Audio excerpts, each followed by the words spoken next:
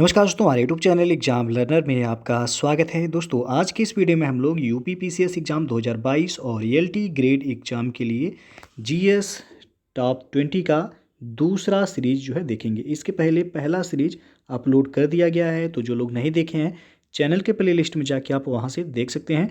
और साथ में वीडियो को लाइक शेयर कर दीजिएगा। चैनल पर पहली बार आए हैं तो चैनल को सब्सक्राइब कर लीजिएगा, साथ में बेल आइकन को प्रेस कर लीजिएगा, जिससे आने वाले अगले वीडियो का नोटिफिकेशन आपको पहले मिलता रहे।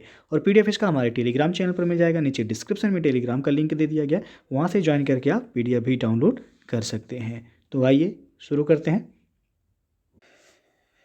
दोस्तों, यदि आप अनअकैडमी पे यूपी पीएससी या फिर UP triple S C exam की प्रिपरेशन करना चाहते हैं, तो फिर आप अनअकैडमी लर्निंग प्लेटफॉर्म से जुड़ के अपनी तैयारी को आप बेहतर तरीके से कर सकते हैं और आप एग्ज़ाम को क्रैक कर सकते हैं। इसके लिए आपको सबसे पहले अनअकैडमी का लर्निंग ऐप प्ले स्टोर से जाके डाउनलोड करना होगा। डाउनलोड करने के बाद आप अपने मोबाइल नंबर या ईमेल आईडी से साइनअप करेंगे। साइनअप करने के बाद आप अपने गोल को सिलेक्ट कीजिएगा, यानी कि आपको कौन से एग्ज़ाम की प्रिपरेशन करना चाहते हैं। आप किसी भी एग्ज़ाम की प्रिपरेशन करना चाहते हैं तो आपको जो वहाँ पे पूरा डिटेल्स जो है नीचे मिल जाएगा। आप अपने जो है गोल को सेलेक्ट करके जो है आप वीडियो को देख सकते हैं। सब्सक्रिप्शन लेते समय आप हमारा रेफरल कोड यूज़ कीजिएगा एग्जाम लर्नर, जिससे आपको 10% का डिस्काउंट हो जाएगा। और आपको अनअकैडमी ज्वाइन करने के एडवांटेज आप देख सकते हैं यहाँ पे। और अनअकैडमी पे जो भी कोर्सेज जो है अवेलेबल हैं इस समय आप देख सकते हैं। आर ओ है 2021 मेंस का जो शुरू कर दिया गया। नीचे डिस्क्रिप्शन में आपको जो है लिंक भी मिल जाएगा इसका, वहाँ से जाके आप चेक कर सकते हैं। उसके बाद जो है बैच कोर्सेज जो अवेलेबल हैं, यूपीपीएससी मेंस ऑप्शनल है। उसके बाद यूपीपीएससी पीसीएस मेंस बैचेज जो हैं उसका पूरा डिटेल जो है आपको यहाँ पे मिल जाएगा। आर ओ 2021 मेंस के लिए जो क्रैश कोर्स चलाए जा रहे हैं, तो यदि आप जो है ज्वाइन करना चाहते हैं तो आप नीचे डिस्क्रिप्शन में लिंक दे दिया गया, वहाँ से जाके जो है चेक कर सकते हैं। आप देख सकते हैं जो बैच अवेलेबल है। फीस स्ट्रक्चर आप देख सकते हैं। आप यहाँ पे यदि आप रेफरल कोड भी यूज करेंगे तो आपको 10% का एडिशनल जो है डिस्काउंट यहाँ पे देखने को मिलेगा। सुपर कम्बो सब्सक्रिप्शन भी है। उसके बाद आप इसे टेलीग्राम पे भी ज्वाइन कर सकते हैं। और अनलॉक 20 जो है ये आपका अब 2 फरवरी तक हो गया है। यदि आप जो है अनअकैडमी पे अभी सब्सक्रिप्शन लेते हैं तो आपको 20% का जो है डिस्काउंट मिल जाएगा। ये ऑफर आपका 2 फरवरी तक वैलिड है, तो इसका भी लिंक आपको नीचे डिस्क्रिप्शन में दे दिया गया है, वहाँ से जाके आप डिटेल चेक कर सकते हैं। तो दोस्तों, आज का जो प्रश्न है, निम्न में से किसे मुजफ्फरपुर बम कांड में फांसी की सजा दी गई थी। 4 विकल्प दिया गया है, इसमें आपको बताना है कि मुजफ्फरपुर बम कांड में किसे फांसी की सजा हुई थी। तो यहाँ जो सही हो जाएगा ये ऑप्शन खुदीराम बोस। मुजफ्फरपुर के न्यायाधीश थे किंग्सफोर्ड। इनको मारने के लिए खुदीराम बोस और प्रफुल्ल चाकी ने उसकी बग्घी पर बम फेंका था, और इस बम कांड के बाद खुदीराम बोस को फांसी की सजा दी गई, जबकि प्रफुल्ल चाकी ने गिरफ्तार होने के पूर्व ही स्वयं को गोली मार ली थी। तो यहाँ पे ये ऑप्शन सही हो जाएगा खुदीराम बोस। अगला प्रश्न है, निम्न में कौन सा कथन असत्य है, यानी कि गलत कथन कौन सा है इसमें। तो ऑप्शन देख लीजिए आप लोग। यहाँ पे बी ऑप्शन जो दिया गया है कि 1920 ईस्वी में प्रोफेसर धोधो केशव कर्वे यानी कि डी के कर्वे ने नासिक में भारतीय महिला विश्वविद्यालय की स्थापना की थी, ये आपका गलत है। प्रोफेसर डी के कर्वे प्रसिद्ध समाज सुधारक थे। उन्होंने वर्ष 1906 में प्रथम महिला विद्यालय की स्थापना मुंबई में की थी, और 1916 ईस्वी में डी के कर्वे ने पुणे में महिला विश्वविद्यालय की स्थापना की थी। तो यहाँ पे जो है बी ऑप्शन गलत है, बाकी सभी सही है। ए ऑप्शन है कि 1930 ईस्वी में एज ऑफ कंसेंट एक्ट को संशोधित कर शारदा एक्ट नाम दिया गया था। और सी ऑप्शन है सत्य शोधक समाज की स्थापना ज्योतिबा फूले ने की थी, सही है। और अखिल भारतीय महिला संघ की स्थापना 1926 ईस्वी में हुई थी। बाकी सभी सही हैं, बी ऑप्शन सही नहीं है। 23वां प्रश्न है, 1919 का भारत सरकार अधिनियम के संबंध में निम्न कथनों पर विचार कीजिए। पहला दिया गया 1919 के अधिनियम का तात्कालिक कारण 1916 में विस्तृत होम रूल आंदोलन तथा मेसोपोटामिया कमीशन की रिपोर्ट थी। और दूसरा है 1919 के अधिनियम में पहली बार उत्तरदायी शासन शब्द का स्पष्ट रूप से प्रयोग किया गया। और तीसरा है कि 1919 के अधिनियम द्वारा प्रांतों को स्वायत्तता प्रदान की गई थी। तो उपयुक्त में से कौन सा कथन असत्य है, ये आपको बताना है। तो यहाँ पे जो तीसरा दिया गया कि 1919 के अधिनियम द्वारा प्रांतों को स्वायत्तता प्रदान की गई थी, गलत है। तो असत्य आपसे पूछा गया है, सी ऑप्शन सही होगा केवल 3। 1935 1935 के भारत शासन अधिनियम द्वारा प्रांतों को स्वायत्तता प्रदान की गई थी, ना कि 1919 के अधिनियम। और 1935 के अधिनियम द्वारा प्रांतों में द्वैध शासन समाप्त करके केंद्र में द्वैध शासन को लागू किया गया था। तो तीसरा जो कथन दिया गया वो गलत है आपका, पहला और दूसरा इसमें सही है। अगला प्रश्न है, निम्न घटना को क्रमशः व्यवस्थित कीजिए तथा सही क्रम का चुनाव कीजिए। तो यहाँ पे जो सही हो जाएगा आप देख सकते हैं डी ऑप्शन। तो सबसे पहले हो जाएगा बंगाल विभाजन, ये आपका 16 अक्टूबर 1905 को हुआ था। उसके बाद चौरी चौरा कांड हो जाएगा जो कि 5 फरवरी 1922 को हुआ था। फिर है स्वराज पार्टी की स्थापना 1923 में हुआ था। और लास्ट में हो जाएगा आपका लाला लाजपत राय की मृत्यु। इनकी मृत्यु हुई थी 17 नवंबर 1928 को। तो आपको जो है क्रम से लगाने के लिए दिया गया था, कौन सा सही होगा, तो डी ऑप्शन यहाँ पे सही हो जाएगा। अगला प्रश्न देखते हैं, निम्नलिखित में किस रिपोर्ट में वंदे मातरम को इस्लाम के विरुद्ध बताया गया था। तो यहाँ पे बी विकल्प सही होगा, पीरपुर रिपोर्ट।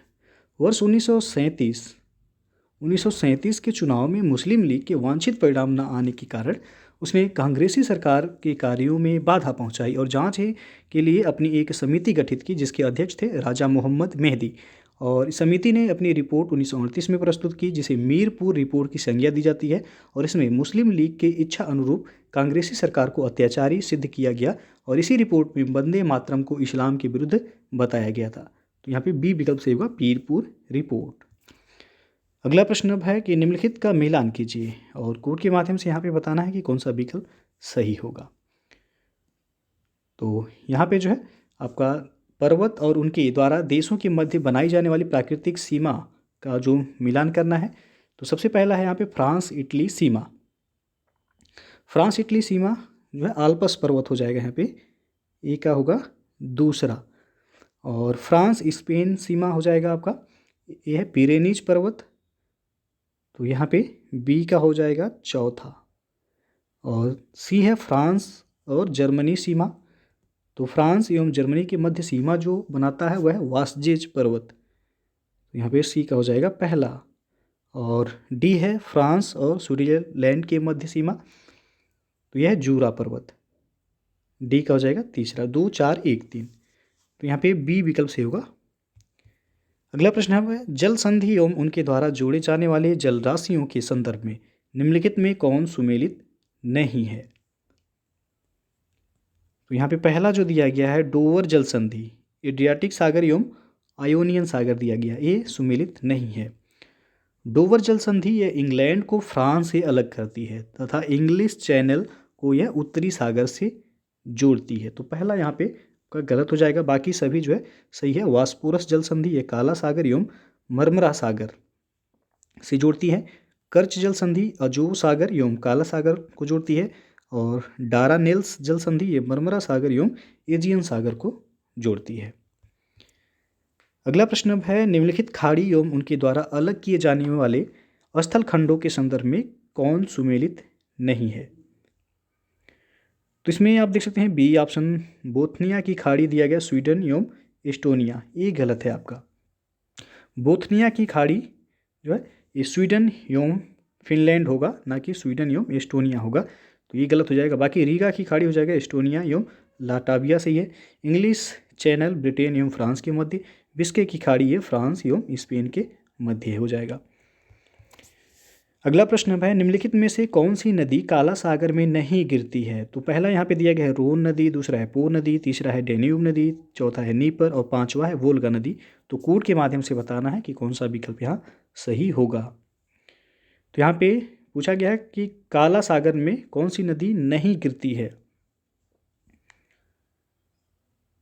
तो इसका सही जो आंसर हो जाएगा यहाँ पे रोन नदी हो जाएगा और पो नदी और वोल्गा नदी, ये काला सागर में नहीं गिरती है। बाकी डेन्यूब हो गया, नीपर नदी, ये काला सागर में गिरती है। तो यहाँ पे डी ऑप्शन सही होगा, 1 2 और 5। अगला प्रश्न है, निम्नलिखित लौह अयस्क उत्पादक क्षेत्र एवं उनसे संबंधित देश के संदर्भ में कौन सुमेलित नहीं है। तो यहाँ पे डी ऑप्शन दिया गया है बिल्बाब क्षेत्र जर्मनी, ये गलत हो जाएगा आपका। बिलबार क्षेत्र जो है ये आपका स्पेन में है होगा, ना कि जर्मनी में। बाकी सभी सुमेलित यहाँ पे। लॉरेन क्षेत्र फ्रांस में है, किरूना क्षेत्र स्वीडन में है, करीबो राग क्षेत्र ये यूक्रेन में है। ये सभी जो है लौह अयस्क उत्पादित क्षेत्र हैं। तो डी ऑप्शन यहाँ पे क्या है, सुमेलित नहीं है। अगला प्रश्न है, देश और उनकी सबसे लंबी नदी के संदर्भ में निम्नलिखित में से कौन सुमेलित नहीं है। तो यहाँ पे ये ऑप्शन जो दिया गया, यूनाइटेड किंगडम टेम्स नदी। तो यूनाइटेड किंगडम की सबसे लंबी नदी वो है सेबर्न नदी। सेबर्न नदी ये यूनाइटेड किंगडम की जो है सबसे लंबी नदी है, जबकि सबसे महत्वपूर्ण नदी है टेम्स नदी। और आयरलैंड की सबसे लंबी नदी है सैनोन नदी। फ्रांस की सबसे लंबी नदी लॉयर नदी है, जबकि सबसे प्रसिद्ध नदी सीन है। और रोन नदी ये आयतन की दृष्टि से फ्रांस की सबसे बड़ी नदी है। और बोल्गा नदी रूस की सबसे महत्वपूर्ण एवं सबसे लंबी नदी है। और बोल्गा नदी जो है ये 3670 किलोमीटर, जो कि ये संपूर्ण यूरोप महाद्वीप की सबसे लंबी नदी है। तो यहाँ पे पूछा गया है कि देश और उनकी सबसे लंबी नदी के संदर्भ में कौन सुमेलित नहीं है। तो ये ऑप्शन जो है यहाँ पे सुमेलित नहीं है, सेवर्न नदी होता यहाँ पे तब जो है सही हो जाता। अगला क्वेश्चन है, निम्नलिखित में से कौन सा देश फ्रांस के साथ सीमा नहीं बनाता है। तो डी विकल्प सही हो जाएगा, आयरलैंड। फ्रांस की अंतर्राष्ट्रीय सीमाएं 8 देशों से लगती है, जिसमें आपका बेल्जियम है पहला, दूसरा है जर्मनी, तीसरा है इटली, चौथा है लग्जमबर्ग, पांचवा है स्विट्जरलैंड, और छठवां है स्पेन, सातवां है मोनाको, और आठवां है अंडोरा। आयरलैंड ये फ्रांस के साथ सीमा नहीं बनाता है। अगला प्रश्न है, निम्नलिखित में से कौन सा क्षेत्र फ्रांस के कोयला उत्पादक क्षेत्रों में शामिल नहीं है। तो इसमें वावेरिया जो है ये कोयला उत्पादक क्षेत्रों में शामिल नहीं है। सी ऑप्शन यहाँ पे सही हो जाएगा। फ्रांस में कोयला उत्पादन के 4 प्रमुख क्षेत्र हैं। पहला है आपका नार्ड पास डी कैले, दूसरा है लॉरेन, तीसरा है ली क्रूजोत, और जो है चौथा है आपका सेंट इरीन। बावेरिया क्षेत्र ये जर्मनी का प्रमुख लौह अयस्क उत्पादक क्षेत्र है, जो कि आपसे फ्रांस का पूछा गया है। तो सी ऑप्शन यहाँ पे सही हो जाएगा। अगला प्रश्न है, निम्नलिखित में से कौन सा प्रदेश रूस के कोयला भंडारों में शामिल है। पहला दिया गया यूराल प्रदेश, दूसरा है लीना क्षेत्र, तीसरा है पैचोरा बेसिन, चौथा है सखालिन द्वीप, और पांचवा है आमूर घाटी। तो कौन सा ऑप्शन इसमें सही होगा। तो यहाँ से पूछा गया है कि रूस की कोयला भंडारों में शामिल, तो सभी जो है ये रूस के कोयला भंडारों में शामिल हैं, इसलिए डी ऑप्शन आपका सही हो जाएगा। यूराल प्रदेश ये रूस का विशालतम लौह अयस्क उत्पादक क्षेत्र है। इसी प्रकार जो मैग्नीटोगोर्स्क हो गया, और कुजनेत्स्क हो गया, बेसिन कुर्स्क हो गया, टोमस्क हो गया, और आमूर घाटी ये रूस के अन्य प्रमुख जो है लौह अयस्क उत्पादक क्षेत्र हैं। रूस में कोयला के भंडार वाले क्षेत्रों में मध्य साइबेरिया है, कारागांडा क्षेत्र है, मास्को क्षेत्र है, यूराल पर्वत प्रदेश है, ये सभी। तो यहाँ पे आपका जो पांचों दिया गया है सभी सही हो जाएगा, डी ऑप्शन उपयुक्त सभी। आगे बढ़ते हैं अब। स्कैंडिनेवियाई देशों में निम्नलिखित में से किसे शामिल किया जाता है। तो पहला दिया गया यहाँ पे डेनमार्क, दूसरा है फिनलैंड, तीसरा है नीदरलैंड, चौथा है नॉर्वे, पांचवा है ग्रीनलैंड। कोड के माध्यम से बताना है कि कौन सा ऑप्शन सही हो जाएगा यहाँ। तो इसमें जो तीसरा दिया गया है नीदरलैंड, तो ये स्कैंडिनेवियाई देशों में शामिल नहीं किया जाता है इसे। बाकी डेनमार्क हो गया, उसके बाद फिनलैंड हो गया, और नॉर्वे, ग्रीनलैंड भी स्कैंडिनेवियाई देशों में नहीं आता है। तो 1, 2 और 4 यानी कि ये ऑप्शन यहाँ पे सही हो जाएगा। स्कैंडिनेवियाई देशों में नॉर्वे है आपका, स्वीडन है, डेनमार्क है, फिनलैंड है, और आइसलैंड है। इन सभी को शामिल किया जाता है स्कैंडिनेवियाई देशों में। और फिनलैंड को 1000 झीलों का देश कहा जाता है। नॉर्वे को मध्यरात्रि के सूर्य का देश कहा जाता है। डेनमार्क जो है ये विश्व में डेयरी उत्पाद उद्योग का सबसे बड़ा केंद्र है। तो यहाँ पे ये ऑप्शन सही हो जाएगा, 1, 2 और 4। अगला प्रश्न है, निम्नलिखित में से कौन सा युग्म सुमेलित नहीं है। तो यहाँ पे आप देख सकते हैं पहला जो दिया गया हुंड्रू जलप्रपात महानदी, गलत हो जाएगा यहाँ पे। हुंड्रू जलप्रपात ये स्वर्णरेखा नदी पे है, जो कि झारखंड में है। स्वर्णरेखा नदी, ना कि महानदी। तो पहला ही जो है आपका यहाँ पे सुमेलित नहीं है। दूध सागर जलप्रपात मांडवी नदी पर है, बिल्कुल सही है। और ये आपका गोवा और कर्नाटक सीमा पर है। डुडुमा जलप्रपात मच्छकुंड नदी उड़ीसा में है, बिल्कुल सही है। गोकक जलप्रपात घाटप्रभा नदी कर्नाटक में है, ये भी आपका सही है। अगला प्रश्न अब है निम्नलिखित में से कौन सा युग्म सुमेलित नहीं है। तो यहाँ पे आप देख सकते हैं पहला ऑप्शन कालीवेली झील तेलंगाना दिया गया है, गलत हो जाएगा आपका। कालीवेली झील ये तमिलनाडु में स्थित है, ना कि तेलंगाना में। तो पहला ही सुमेलित नहीं है। बाकी मानसबल झील जम्मू कश्मीर में है, सही है।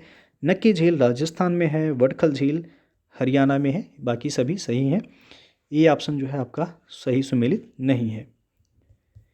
अगला प्रश्न अब है निम्नलिखित में से किस स्थान पर दैनिक तापांतर सर्वाधिक होगा। तो राजस्थान का मरुस्थलीय भाग में दैनिक तापांतर सर्वाधिक होगा, सी विकल्प यहाँ पे सही हो जाएगा। बर्फ से ढके स्थान एवं समुद्री स्थानों का दैनिक तापांतर कम होता है, जबकि मरुस्थलीय भाग का दैनिक तापांतर वह बहुत अधिक होता है। तो यहाँ पे सी ऑप्शन सही हो जाएगा। पूछा गया है कि किस स्थान पर दैनिक तापांतर सर्वाधिक होगा, तो राजस्थान का मरुस्थलीय भाग। अगला प्रश्न अब है आम्र वर्षा निम्नलिखित में से किस क्षेत्र से संबंधित है। तो ये कर्नाटक एवं केरल से संबंधित है, सी विकल्प सही हो जाएगा। आम्र वर्षा कर्नाटक एवं केरल में होने वाली मानसून पूर्व वर्षा की फुहार है। ये मुख्यतः अप्रैल माह में होती है और यह आम की फसल के लिए काफ़ी लाभदायक होता है। और अगला जो प्रश्न अब है उत्तर पूर्वी मानसून से सर्वाधिक वर्षा किस स्थान पर होती है।